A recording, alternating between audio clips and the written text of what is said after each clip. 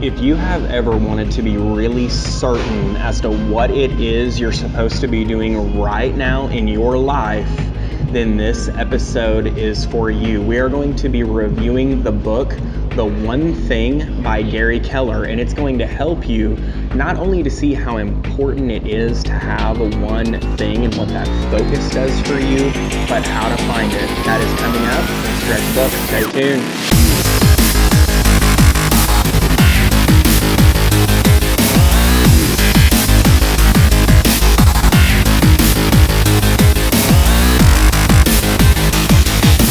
By discovering deeper purpose and mastering higher productivity.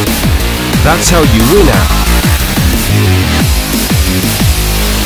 What is up, my friend? I am Stone Jordan, and this is Stretch Books, the books that will help you to stretch. Today, we are reviewing the book, The One Thing by Gary Keller. This book is all about ratcheting down, getting focused on what that one thing is in your life to optimize and do great things.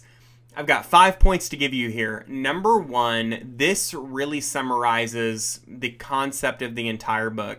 In 1983, Lauren Whitehead, a scientist, did an experiment and found that a domino could topple a domino 50% larger than itself. And so through this experiment, we see that the first domino was 2 inches. The last in, I believe, 6 would be 3 feet tall. The 23rd would rival the Eiffel Tower. So we're talking about compounding here. The 23rd would rival the Eiffel Tower. And the 57th domino would practically bridge the gap in the distance between the Earth and the Moon.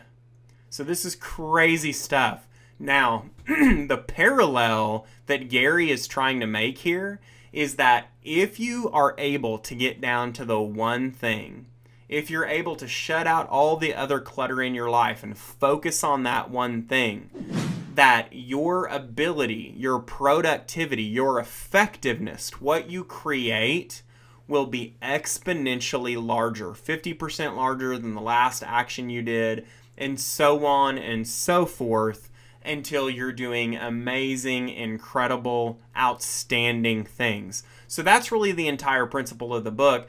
And regardless of how accurate that is, I think there's some truth to the fact that when we get down to the one thing, we're much, much more effective in our lives.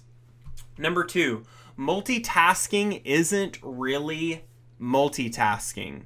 So multitasking is a term that came out when programmers found that they could create a chip that would allow a computer to run on 10 meg of RAM.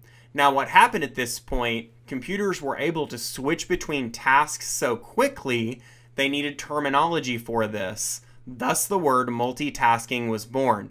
Now what's interesting is with computers, that term is not really accurate because the computer is never ever doing 2 things at once. It is very quickly, it goes down to binary, 1s and 0s. So it's very quickly switching between multiple tasks. A computer never actually multitasks. It is just so incredibly fast that we can't tell that it's switching between tasks. Then he also talks about juggling, and when you look at someone juggling, there is the illusion that they're juggling 3 balls, when in reality you can see that a person is only holding 1 ball at a time and throwing that ball and catching the next ball. Now, why is this important? The reason he makes this distinction is because he says that the human brain is not like that, and that's why you saw that in the 90s multitasking became a big rage. But what happens with the human mind is it can do multiple things at once, and those things become less and less effective depending upon how many things you're trying to do at once. So he gives the example that you can chew gum and walk at the same time, or you can walk and talk at the same time. But if you're walking across a tightrope, you're probably not going to be chewing gum and you're probably not going to be talking. Why is that? Because you need all the mental horsepower to have your focus on that one thing.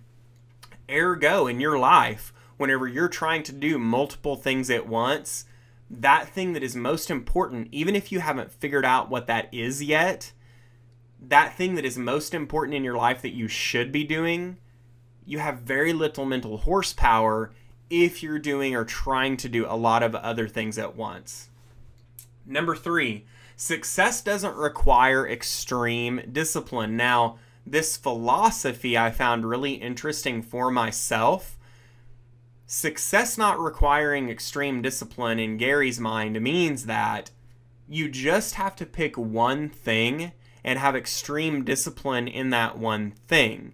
And the illusion will be, and I believe he uses the word illusion, will be that you will come across as a disciplined person as people see you excelling and growing in that one thing. And he mentions Michael Phelps and how Michael Phelps, we've seen has had all kinds of challenges in his life, but he became the record holder for gold medals in the Olympics. Nobody can match the speed and the endurance that Michael Phelps has, because he was able to dial in and focus on that one thing in his life, which is swimming. Now, I would say things a little differently than Gary would. Whenever I work out in the morning, there are mornings I don't want to get up. There are mornings I don't want to do it. This morning, I didn't want to get up, but we got in there and did it. And that discipline that you receive from working out, from lifting weights, that discipline transcends lifting weights, and you have that discipline in your pocket to be able to use in other areas of your life. So I would add that to Gary's distinction, but you don't have to be disciplined in everything. You don't even have to be a disciplined person in his mind. You just have to have one thing that you're disciplined with. Pretty interesting concept. Number 4, willpower gets used up through ego depletion. In your personal life, nothing should get left behind. Now, there is a seminal book in my mind by Kelly McGonigal. It's called The Science of Willpower. And in it, we get this detailed look. She is a professor at Stanford University. We get this detailed look of the fact that willpower is a depletable resource, meaning when you use discipline, when you get yourself to focus and do something, that it's depletable. It goes away. Just like lifting a heavy weight, over time you get weaker and weaker.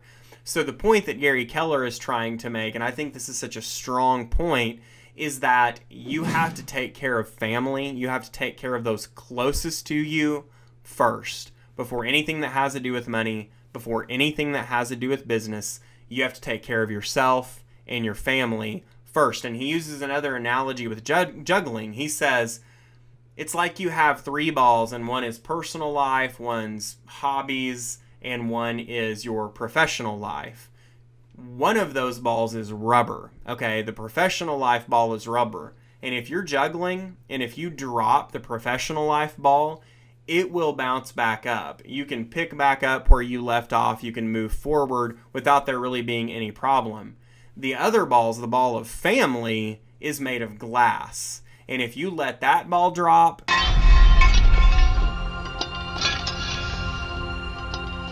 it can be cracked, and in many times it's shattered beyond repair. So we only have so much will. We have to be smart in where we use our willpower. Number 5, when you narrow to your one thing, narrow the people you spend the most time with. And there's been this old study that you've probably heard about where they take people's tax information and they see that over a long enough period of time after college that most people are the average in fiscal success of the 10 people that they spend the most time with. And so Gary's applying this to the one thing. Once you figure out what the one thing is, once you hone that down, get around people that have also gotten that specific as to what their one thing is, because those people will be excelling just through going through that process, and you will be able to excel as well. Those are the 5 points. I want to give you a library of 3 books that if you're in a place in your life right now where you're trying to get really clear on where your gifts are, on what you need to be doing, on how to get focused and ratchet down, I want to give you 3 books, and I call these the main focus library. If you go through all 3 of these books, in my mind, you have a PhD on getting down to what's most important. So I would use The One Thing first, this book right here, because it really gives a clear reason as to why we should get down to the one thing. Then I would read Start With Why by Simon Sinek. This book really goes more into philosophy of why we should get to what's most important to us and where our gifts lie. So it's a slightly different color, a slightly different shade than The One Thing. But then it also gives you some tools to really figure out what that one thing is. It goes into that more heavily than the book The One Thing does. And then finally, I would read the book Essentialism by Greg McKeown. Now, this book is going to take all of the things that you've learned in The One Thing and Start With Why, and then it's going to give you a really pragmatic, practical time management system and the productivity hacks to when you get down to what's most important, and it uses that framework of what's most essential, what you do in order to really be able to move forward from a time management perspective. I also want to mention the book Find Your Why, or Find the Why. That's a new release by Simon Sinek. It's sort of the predecessor of Start With Why. I have not read yet that. It is on my list. I'll probably be doing a review on it at some point. But if you're wanting to get further there, those are the 3 books I would read. And then finally, Gary tells a story towards the end of the book, and this is such a great story. It's about a father who's taken the day off work so he can spend the day with his son. But he still wants to go through his regular morning routine. So he gets up extra early so his son won't be up. He gets his cup of coffee, he gets his newspaper, he gets comfortable in his chair. And before he can read for very long, his son pulls the newspaper down and asks his dad if it's time to start the day.